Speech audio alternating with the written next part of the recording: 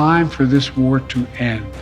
Israel Hamas के बीच जारी जंग जल्द खत्म हो सकती है। अमेरिकी राष्ट्रपति ने इस बात का दावा किया है कि इजराइल हमला रोकने के लिए तैयार है।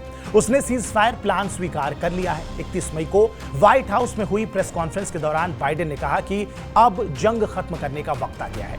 हमास अब इजराइल पर और हमले करने की हिम्मत नहीं रखता है, इसीलिए वो सभी इजरायली बंधकों को रिहा करने के लिए राजी है। It's time to begin this new stage.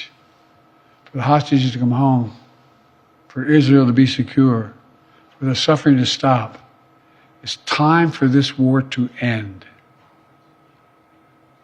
For the day after to begin. New York times के मुताबिक इजराइल के सीज फायर प्लान में 3 फेज होंगे। पहला फेज 6 हफ्तों तक चलेगा।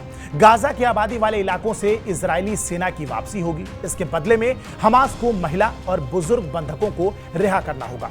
इजराइल भी उनकी जेल में कैद फिलिस्तीन बंधकों को रिहा करेगा। दूसरे फेज की बात करें तो इसमें हमास को इजरायली सैनिकों समेत सभी बंधकों की रिहाई करनी होगी। इसके बदले में इजरायली सैनिक पूरी तरीके से गाजा को खाली कर देंगे। वहीं तीसरे फेज में मर चुके बंधकों के शव लौटाए जाएंगे। गाजा में टूटी इमारतों का मलबा साफ किया जाएगा। साथ ही गाजा को फिर से बनाने का प्लान शुरू होगा, जो कि 3 से 5 सालों में पूरा करना होगा। न्यूयॉर्क टाइम्स के मुताबिक इस बात की संभावनाएं हैं कि नेतन्याहू सीजफायर की बात से मुकर जाएं। बीते 7 महीने में ऐसा कई बार हुआ है जब इजराइल ने अमेरिका की बात नहीं मानी है। हाल ही में बाइडेन के मना करने के बावजूद इजराइल ने राफा पर हमला किया था। इसके पीछे नेतन्याहू सरकार में मौजूद बेन ग्वियर जैसे कट्टरपंथी नेता हैं जो सीजफायर की राह में रोड़ा अटका सकते हैं। अपनी स्पीच में बाइडेन ये शंका जाहिर करते हैं कि सीजफायर डील को कुछ इजरायली नेताओं से खतरा है। बाइडेन कहते हैं, मैं जानता हूं कि इजराइल में कुछ लोग हैं जो सीजफायर प्लान को नहीं मानेंगे। वो चाहते हैं कि जंग हमेशा के लिए चलती रहे।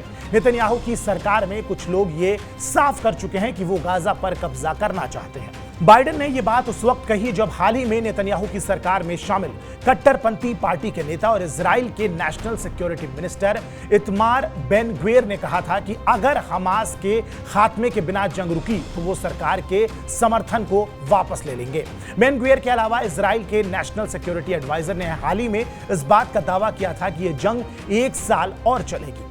वीडियो के आखिर में बात करते हैं जंग रुकने से किसे फायदा होगा। अगर बाइडेन जंग रोकने में कामयाब हो जाते हैं तो ये उनकी फीकी पड़ रही लोकप्रियता को नया जीवन दान देगी। साथ ही प्रेसिडेंट इलेक्शन कैंपेन में भी जान फूंक देगी। हालांकि चुनावों के दौरान इजराइल का समर्थन करने पर बाइडेन की उनके ही देश में काफी आलोचना हो रही है। हमास का नेता याह्या सिनवार खुद को और अपने परिवार को बचाना चाहता है। कुछ दिनों में जंग रुकी तो गाजा की सुरंगों में छिपा सिनवार और उसका परिवार बच सकता है। सीजफायर से इजरायली पीएम नेतन्याहू को भी फायदा होगा।